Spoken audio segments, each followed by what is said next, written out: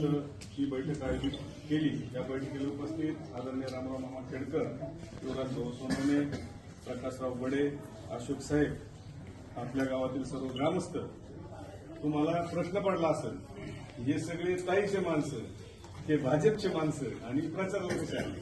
पण पहिली गोष्ट, आम्ही भाजपचे नाही, आम्ही ताईचे, आणि आपण सगळे ताईचे।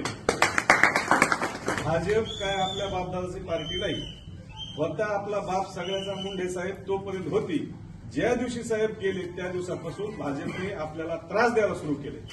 आपलं सोन्यासारखं नेतृत्व, पंकजाताईला 5 वर्ष घरी बसविलं, ताईचा पराभव षडयंत्र रचून केला गेल्या निवडणुकीत। ठीक आहे, ताई पडल्या आणि त्यांना 5 वर्ष घरात बसविलं। आता लोकसभा लढवायची ताईची इच्छा नव्हती, नाविलाजाने ताईला लढायला लावली, लढली, लढल्याच्या नंतर पाडलं ती। यात पक्षाचाच हात आहे। पक्षाचा हात असा आहे की निवडणूक ऐन रंगात आली आणि त्याच्या 8 दिवस आधी जामखेड कर्जत मध्ये आपण पाहिलं असेल, ते तरुण पोरं सगळे पाहते मोबाईलवर, देवेंद्र फडणवीसनी जामखेडमध्ये येऊन उमेदवारी डिक्लेअर केली। उमेदवारी कुणाली? आरती पाडोदा शिरूरची। मतं कोणाचे?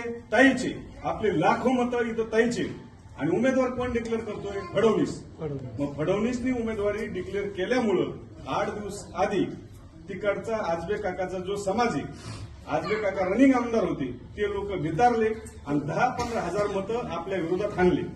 मग फडणवीस नेमका ताईला निवडून आणायला आलता का पाडायला आलता हेच कळलं। म्हणजे फडणवीसनी ताईला पाडलं आणि तो राग आपल्या सगळ्याच्या मनात आहे।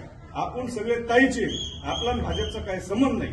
आपल्याकडे ताईला आपल्याला सिंबॉल कमळ आलं की हे तुतारी वाजवते, तेव्हा यांना तुतारी वाजवायला जमली।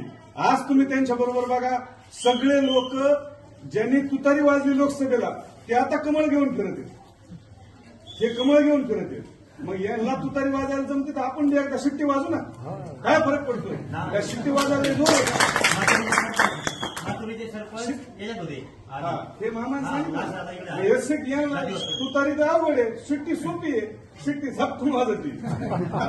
मग त्याच्यामुळे आपल्याला ही शिट्टी वाजायची आणि देवेंद्र फडणवीसनी जे समजा काही डुकरं बिकरं सोडलेत, ते डुकरं पळून लावायची। म्हणजे ही परिस्थिती आहे। आम्ही बी काय असे परस्पर फिरणार नाही ना। हे आपण जे करायला लागलो सगळं हे ताईच्या हिताचं करतो। या मंदिरात आपण ह्या मारुतीची शपथ घेऊन सांगतो, हे ताईच्या हिताचं आहे। हे नेतृत्व आपलं टिकलं पाहिजे। यांना जे वरून पक्ष ताप देतोय, त्रास देतोय, जो ताप जर पुढे कमी करायचा असेल तर आपल्याला या ठिकाणी सर्वसमावेशक उमेदवार धोंडे साहेब यांना निवडून आणायचं। आणि यांना बी तसं नाही, गावागावातून गाड्या लावायच्या, निवडून निकाल लागला 1000-500 गाड्या घ्यायच्या, धोंडे साहेबाला पुढे घालायचं आणि ताईच्या दारात निवडून आणायचं। तुम्ही माई निवडून बघितली होती ना, तोच फॉर्म्युला आहे। निवडून आलं की 2 तासात ताई पडते, ताईला आमदारच पाहिजे ना।